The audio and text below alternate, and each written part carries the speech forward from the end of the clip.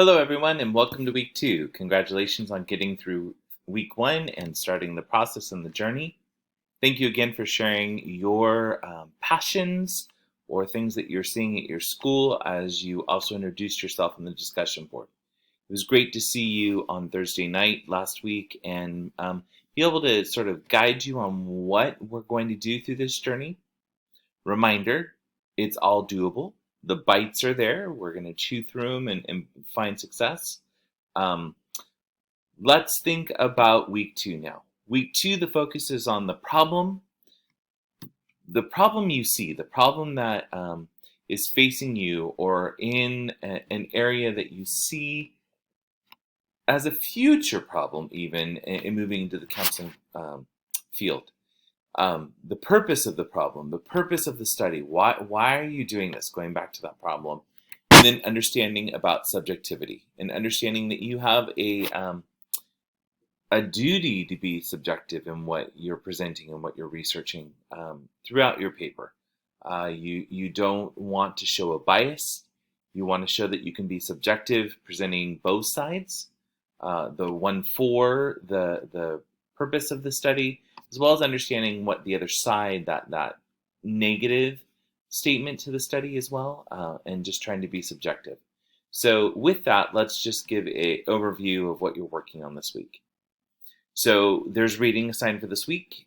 You have the reflective practice guide and interdisciplinary approach to critical reflection, chapters 5 and 6. And this is really going to get into the subjectivity part of this week, really looking at how your emotions can affect the research that you do, your understandings, your experiences. So that's chapters 5 and 6 of the reflective practice guide. And then getting into the writing the literature review, you're going to be reading chapters 3 and 4. And that really is going to get into that conversation of how you look at your problem, reflect on that problem, trying to get to that point of your research question, and work through that process. So the reading this week will really help you digest as you're thinking about your problem and looking at what it is, maybe the questions that can start formulating from it, and then being able to say, hey, I can take emotion out of what I'm feeling. Yes, this problem might cause emotion for me, but as a researcher, I'm going to be unbiased and make sure that I can really gain and share the information that you learn from your research. So besides the reading for this week, the actual assignment that is due this week is your discussion board only. And as a reminder, discussion boards are always, initial posts are due on Thursday nights by 11:59 p.m. And your responses to 2 other classmates is by Sunday night. So again, your initial post is due Thursday, where your responses to 2 other classmates is due by Sunday. A reminder about discussion board, maybe we didn't talk about a lot in our first week meeting, live session meeting, but you want to make sure whatever you're presenting in your discussion board has backing of an article or research. So especially here is we look at the 3 different things that you need to discuss in your discussion board. You need to think about where can I show my research already, whether it was one of the 3 articles that you did from that library review experience, or maybe other research that you're starting to do now. But for the discussion board, it really is starting to get you to think about chapter 1. Again, the expectation is chapter 1 is not due, but this is just a starting point to start that dialogue. It helps me as the instructor sort of guide you to see what you're thinking, where you think you're going to go, as well as getting insight from your fellow classmates with their questions, their thoughts, or validation of what you're presenting as your problem. So let's break it down.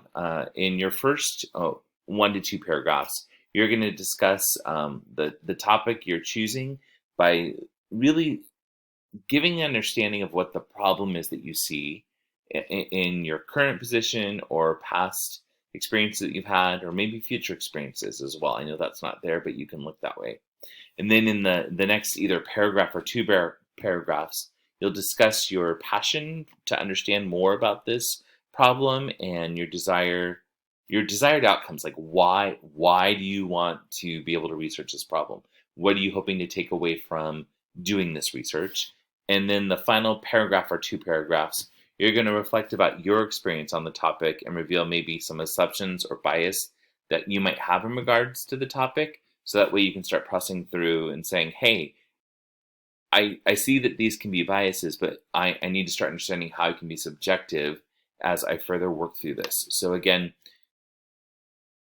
1 to 2 paragraphs on that problem, 1 to 2 paragraphs on the why you want to understand and research more, like your outcome from it, and then 1 to 2 paragraphs about the biased or that experience that you've had, and dialoguing about that a little bit. So this is that starting point of chapter 1 by writing here in your discussion board. So again, when you go back to week 2, it's also going to make mention.